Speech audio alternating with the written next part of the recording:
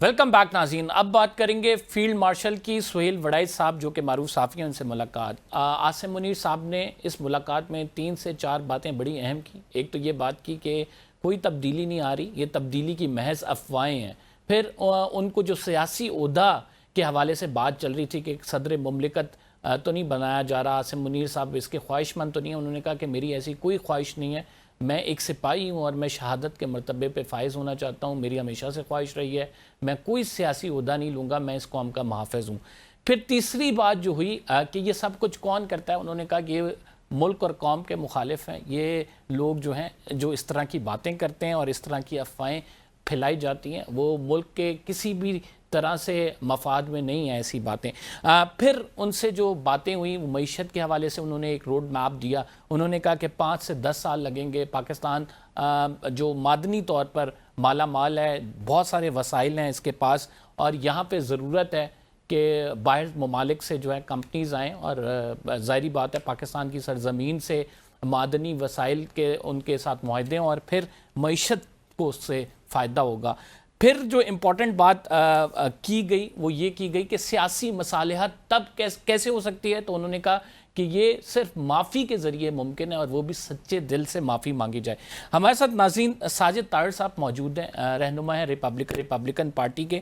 ان سے پہلے پوچھیں گے، اس سے قبل عاصم منیر صاحب جب امریکہ میں تھے تو امریکہ میں وہاں پہ ڈائسپورا سے، پاکستانی ڈائسپورا سے ملاقات جب ہوئی تو انہوں کی ملاقات کیسی رہی تھی؟ کیا باتیں وہاں پر ہوئی تھیں؟ کیا کچھ ان کی جانب سے کہا گیا تھا؟ ساجد طاہر صاحب وہاں پہ موجود تھے. بہت شکریہ ساجد طاہر صاحب ہمیں پروگرام میں جوائن کرنے کے لیے. برسل سے پہلے امریکہ کا دورہ فیلڈ مارشل نے کیا، اور امریکہ کے دورے میں وہاں پہ ملاقات ہوئی، بڑا لنچ ان کے لیے زبردست قسم کا ارینج کیا گیا. کیا کچھ ہوا تھا اس ایونٹ میں؟ دیکھیں، سب سے پہلے تو میں عرض کرنا چاہوں گا کہ 4 میری ابھی تک انٹریکشنز اور ملاقاتیں میری کئی دفعہ ہوئی آرمی چیف صاحب سے. میں بتانا یہ چاہوں گا کہ مجھے یہ شرف حاصل ہے کہ اوورسیز پاکستانی کنونشن میں my speech was the opening one. پھر اس کے بعد I was a host in Washington D C, Tampa میں بھی I was a speaker, and I was a speaker in Brussels as well. اس میں یہ سمجھتا ہوں ہمارے فیلڈ مارشل صاحب ایک دوسرے لیڈر ہیں جن کے ساتھ میں مسلسل ٹریول کر رہا ہوں، انٹریکٹ کر رہا ہوں، تاکہ سمجھا جا سکے. ڈونلڈ ٹرمپ صاحب کے ساتھ میرے 15 سال کے ریلیشن شپ یہی، میں ان سے ٹریول کرتا رہا ہوں، آفیشلی ان کی کمپین میں کام کرتا رہا ہوں، سمجھنے کی کوشش کرتا رہا ہوں کہ باڈی لینگویج کیا ہے، ان کے وہ کس طریقے سے بلیو کرتے ہیں، what kind of a leadership he is. تو بالکل میں آپ کی یہ جو کچھ آپ نے باتیں کہی ہیں، ان میں سے بالکل ساری باتیں آپ نے ٹھیک کہی ہیں. ایک تو ملٹری ڈپلومیسی کی بات کرتے رہے، ویژن 2030 کی بات کرتے رہے، ویژن 2047 ریکارڈک مائننگ کے بارے میں باتیں کرتے رہے. بلکہ ایک چیز مزید ایڈ کروں گا، انہوں نے کہا کہ کراچی کے قریب ہم نے ایک ایسا ایریا مختص کر دیا ہے جہاں کرپٹو مائننگ ہوگی، جہاں آرٹیفیشل انٹیلیجنس کے لیے جگہ رکھی گئی ہیں. ایک پلگ ان ماڈل ڈائسپورا کو دیا جائے گا، اوورسیز انویسٹرز کو دیا جائے گا، اور وہ سارا پاورڈ ہوگا اٹامک انرجی کے ساتھ. اور اس کے بعد بالخصوص میں جو بات مسلسل میں ایڈ کرنا چاہوں گا کہ ہمارے فیلڈ مارشل صاحب پاکستان کے ڈیفنس کے لحاظ سے بہت جذباتی ہیں. جب بھی ڈیفنس کی بات کی، میں ریفرنس یہاں سے دینا چاہوں گا، اوورسیز پاکستانی کنونشن میں انہوں نے کہا تھا کہ 1500 دہشت گردوں کو پاکستان کی قسمت کا فیصلہ کرنے کی اجازت نہیں دی جائے گی. پھر انہوں نے 2 نیشن تھیوری کو ایکسپلین کیا. پھر انہوں نے بتایا کہ اگر کسی نے پاکستان کا پانی روکنے کی کوشش کی، 2.5 کروڑ پاکستانیوں کی زندگی سے کھیلنے کی کوشش کی، تو ہمارے پاس میزائلوں کی کمی نہیں ہے. تو میں یہ سمجھتا ہوں پاکستان کی ایک لیڈرشپ کے اندر جو ایک کمی تھی، جو پیٹریاٹک ایک جذبات کی ضرورت تھی، جو نیشنلزم کی ضرورت تھی، آج آپ بہت بلیسڈ ہیں. پاکستان آج خوش قسمت ہے. 10 مئی نے پروف کر دیا ہے کہ آپ ایک زندہ قوم ہیں. نہ صرف آپ اپنے آپ کو ڈیفینڈ کرنے کی صلاحیت رکھتے ہیں، اس ریجن میں آپ لیڈ کریں گے. جس طریقے سے آپ نے مختلف ٹیکنالوجیز کو انٹیگریٹ کر کے دشمن کو دکھایا اور شکست دی. اور میں ایک اور بات ایڈ کرنا چاہوں گا کہ آرمی چیف صاحب نے مسلسل اپنے اس انٹریکشن میں بار بار ذکر کیا کہ یہ 1971 کا پاکستان نہیں ہے. اس وقت حالات، واقعات کچھ اور تھے.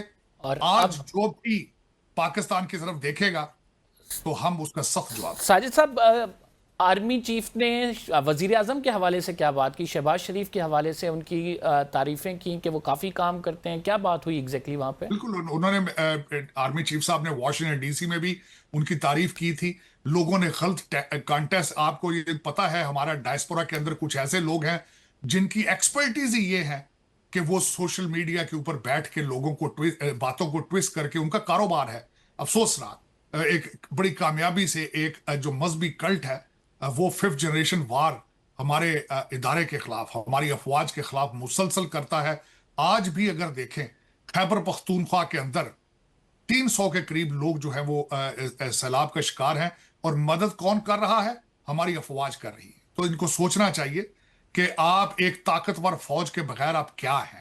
آج غزہ کے حالات کیا ہیں، آج آپ دیکھ لیں ایران کے ساتھ کیا ہوا ہے. تو ان لوگوں کو سوچنا چاہیے کہ عشق عمرانیت میں اتنا آگے نہ چلے جائیں کہ آپ پاکستان کو ہی بھول جائیں اور پاکستان کے خلاف دوسرے دشمنوں کی پراکسیز بن جائیں. ساجد صاحب، چونکہ آپ واشنگٹن میں بھی موجود تھے، اس کے بعد برسلز میں بھی موجود تھے، ایگزیکٹ وزیر اعظم کے حوالے سے آرمی چیف صاحب نے دونوں جگہ پہ کیا ایڈریس کیا، وہ اگر آپ ہمارے ساتھ ڈیٹیل کے ساتھ شیئر کر سکیں. دیکھیں واشنگٹن ڈی سی کے اندر تو انہوں نے بالکل وزیر اعظم کی تعریف کی، پورے سسٹم کی تعریف کی. انہوں نے کہا کہ چند لوگ یہ چاہتے تھے کہ پاکستان بینکرپٹ ہو. آپ دیکھ لیں یہ سری لنکا بنانے کے یہ کس طریقے سے پروموٹ کرتے تھے، اور اللہ تعالیٰ کے فضل سے اور ہماری ٹیم جو اس وقت ایڈمنسٹریشن ہے، اس وقت جو حکومت ہے، ان کی کوششوں کی وجہ سے آج پاکستان کے اکنامک جو ہماری سٹاک مارکیٹ، بالخصوص ٹیمپا میں انہوں نے کہا کہ ہماری stock market is performing best. اور دوسری میں مثال میں خود دوں گا کہ موڈیز نے آپ کی ریٹنگ امپروو کر چکے ہیں. پھر اس کے بعد ایک بات یہ میں ضرور ایڈ کرنا چاہوں گا کہ کنٹرولڈ ڈیموکریسی کے بارے میں بات کی، سیاستدانوں کے رول کے بارے میں بات کی. انہوں نے یہ بات ضرور کی کہ مودی بھی سیاستدان ہے اور بی بی نتنیاہو بھی سیاستدان ہے. تو در حقیقت انہوں نے کہا ہے کہ کس طریقے سے سیاستدان جنگوں کو استعمال کرتے ہیں اپنے سیاسی مقاصد کے لیے. اور پاکستان کے سیاستدانوں کے بارے میں بھی انہوں نے دبے لفظوں سے کہا کہ کچھ لوگ سیاست پہ اپنے پرسنل ایجنڈے کو فوقیت دیتے ہیں، لیکن انہوں نے کسی کا نام لے کے یہ نہیں کہا. کنٹرول ڈیموکریسی کے حوالے سے کیا بات ہوئی؟ کنٹرول ڈیموکریسی کے حوالے سے انہوں نے ملیشیا، انڈونیشیا اور بھارت کی ڈیموکریسی ہائبرڈ سسٹم کے بارے میں بھی بات کی کہ دنیا کی سب سے بڑی جمہوریت ہونے کا جو دعویٰ کرتے ہیں، لیکن کشمیر کو حق خود ارادیت دینے سے کیوں ڈرتے ہیں. تو اس کانٹیکسٹ کے ساتھ انہوں نے باتیں کی ہیں کہ اس وقت دنیا کے مختلف قسم کے جمہوری ماڈل جو ہیں وہ اس وقت دنیا میں کام کر رہے ہیں. بلکہ میں اس کے ساتھ میں ایڈ کروں گا، ہمارے جے ڈی وائس پریزیڈنٹ انہوں نے میونخ کے اندر بھی کہا تھا کہ جمہوریت کا ایک ماڈل جو ہے وہ ہر جگہ فٹ نہیں ہو سکتا. اور اسی ریفرنس کے اسی سے ملتا جلتا ہمارے فیلڈ مارشل صاحب نے بھی سٹیٹمنٹ دی. آپ خصوصاً بات کر رہے تھے، اشارہ کر رہے تھے کہ نام تو نہیں لیا، لیکن ظاہری بات ہے اشارہ کسی پارٹی کی طرف ہی جا رہا تھا. اگر ہم بات کریں اوورآل، دونوں تقریر آپ نے سنی، آپ وہاں پہ گیسٹ بھی تھے، کیا پی ٹی آئی کے حوالے سے ان کا نقطہ نظر تھا؟ سیاسی مصالحت کے حوالے سے کیا نقطہ نظر تھا؟ معافی کی بات سہیل وڑائی صاحب نے اپنے کالم میں لکھا. تو اگر آپ وہ سارا سم آپ ہمیں کر دیں کہ کیا کچھ ہوا وہاں پہ، خصوصاً ایک پولیٹیکل جماعت کے حوالے سے. دیکھیں میں جو سمجھتا ہوں، میں نے پرٹیکولرلی وہ جو ہمارے سہیل وڑائی صاحب نے چیز مینشن کی ہے، میں ایک دو دفعہ وہاں سے ادھر ادھر بھی ہوں، میں اس میں زیادہ توجہ نہیں دے پایا. لیکن ایک میں بات یہ بتاؤں گا، یہ تو اٹ از انڈرسٹوڈ ہمیشہ. وہ اگر ڈائلاگ کے بارے میں بات ہمیشہ جب بھی آرمی چیف صاحب نے کی ہے تو انہوں نے کہا کہ سیاسی پارٹیز کو سیاسی اداروں کے ساتھ ہی بات کرنی چاہیے. الٹیمیٹلی وہ خود ڈائلاگ یا کسی ڈائریکٹ انٹریکشن کے لیے انہوں نے کبھی کسی چیز کا اشارہ نہیں دیا. اور بلکہ میں اس میں سمجھتا ہوں، میں نہیں سمجھتا کہ یہ بات پرٹیکولر انہوں نے کہی ہو کہ معافی مانگے تو اس سے سارا کچھ ختم ہو جائے گا. میں نہیں سمجھتا، میرے نالج میں نہیں تھی اس طرح کی چیز. ہو سکتا ہے کہ ہمارے سہیل وڑائی صاحب نے اپنی پرسنل میٹنگ کے اندر یہ کوئی بات ہوئی ہو، یا پھر میں نے I was not there.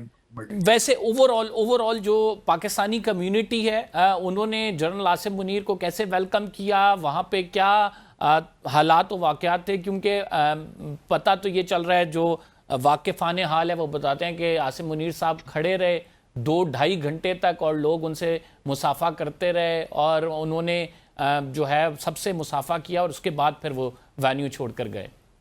میں بالکل آپ کو حقیقت بتانے کی کوشش کروں گا. واشنگٹن ڈی سی میں جب آئے تو تقریباً 300 से 400 लोग थे। 4 लोग जो बाहर थे सड़क पे खड़े होके उन्होंने अपनी दुकान से जाने की कोशिश की, सिर्फ 4 या 5 लोग।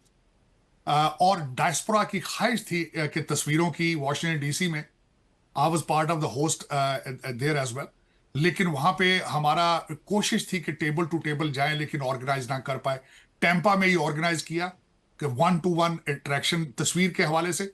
लोगों के जज्बात आप सोच नहीं सकते कि कुछ लोगों ने हाथ चूमे आर्मी चीफ साहब, और एक नारा बिलखुसूस तीनों चारों जगहों के ऊपर जो लगता रहा है, जिसके मूजिद हमारे फील्ड मार्शल साहब हैं, पाकिस्तान हमेशा जिंदाबाद। ये तीनों जगह पे पाकिस्तान, पाकिस्तान फौज, पाकिस्तान हमेशा जिंदाबाद के नारे लगते रहे, लोग हाथ चूमते रहे हमारे फील्ड मार्शल साहब के।